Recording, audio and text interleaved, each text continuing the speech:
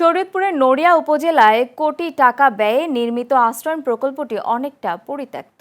কর্মসংস্থান, যোগাযোগ ব্যবস্থা, হাট বাজার, চিকিৎসা ব্যবস্থা ও শিক্ষা প্রতিষ্ঠান সংকটের কারণে বাসযোগ্য হয়ে ওঠেনি প্রকল্পটি।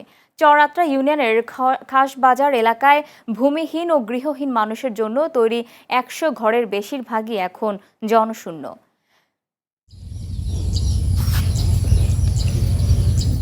ভূমিহীন মানুষের মাথা গোঁজার ঠাঁই দিতে নির্মাণ করা হয়েছিল ১০০ ঘর। অযত্ন আর অবহেলায় শরীয়তপুরের নড়িয়া উপজেলার চরআত্রা ইউনিয়নের খাসবাজার এলাকার ঘরগুলোর বেশিরভাগই এখন পরিত্যক্ত। আছে মাত্র ১১টি পরিবার। দীর্ঘদিন খালি পড়ে থাকায় নষ্ট হচ্ছে সরকারি সম্পদ। খুলে নেওয়া হয়েছে ঘরের দরজা, জানালা। চুরি হয়েছে টিন, বৈদ্যুতিক তারসহ বিভিন্ন সামগ্রী। বিকল গভীর নলকূপও। কর্মসংস্থান, যোগাযোগ ব্যবস্থা, হাটবাজার, চিকিৎসা ব্যবস্থা ও শিক্ষা প্রতিষ্ঠান সংকটের কারণে বসবাসে আগ্রহ হারিয়েছেন সুবিধাভোগীরা। এখন পরের ঘরে থাকি, এখন নিজের একটা স্থানীয় একটা ঘর থাকলে আমার সুবিধা হইতো।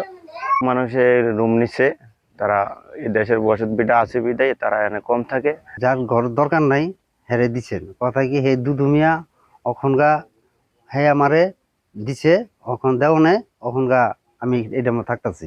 কাজকর্মের কোনো করার তালমিল এই জায়গায় নাই, এই জন্য এই ঘরগুলা খালি পড়ে রয়েছে।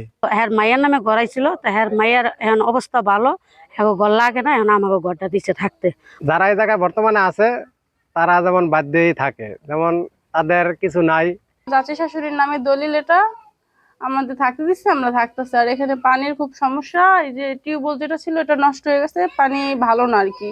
পানি পরে গড়দা কোনো টেকনিক বেলা করে নাই, অনেক তুলিমেলি খাই। ২০২০-২১ অর্থ বছরে আশ্রয়ণ প্রকল্পের আওতায় ৫ একর খাস জমির ওপর নির্মাণ করা হয় ঘরগুলো। চরআত্রা সহ বিভিন্ন প্রকল্পে ঘর ফাঁকা রয়েছে জানিয়ে উপজেলা নির্বাহী কর্মকর্তা জানান, যোগাযোগ ব্যবস্থা সহ বিভিন্ন সুযোগ সুবিধা কিভাবে বাড়ানো যায় সে চেষ্টা চলছে। ডেটা কালেক্ট করছি এবং খুব শীঘ্রই আমাদের কমিটিটা ফাংশনাল হয়ে গেলে আমরা যারা যোগ্য উপকারভোগী তাদেরকে আমরা বাছাই করে তাদের নামে বন্দোবস্ত দিয়ে তাদেরকে আমরা ঘর বরাদ্দ দেব। এবং যারা এখানে অবৈধভাবে রয়েছেন, যারা প্রাপ্য, যারা পাবার যোগ্য, তাদের নামে বন্দোবস্ত দেওয়া হবে। এবং যারা এখানে ভাড়া দিচ্ছেন বা ভাড়া খাচ্ছেন, এই ধরনের উপকারভোগী তালিকা আমরা এটা আপডেট করব। আশ্রয়ণ প্রকল্পের আধা পাকা ঘরগুলোর নির্মাণে খরচ হয় ৪ কোটি টাকা। প্রতিটি ঘরে রয়েছে ২টি কক্ষ, বারান্দা, টয়লেট, বিদ্যুৎ সংযোগ এবং নিরাপদ পানির জন্য গভীর নলকূপের ব্যবস্থা। উপকারভোগীদের অভিযোগ, প্রকল্পের স্থান নির্বাচনে দূরদর্শিতার অভাবে প্রকল্পটির এমন দশা হয়েছে। Channel S news desk.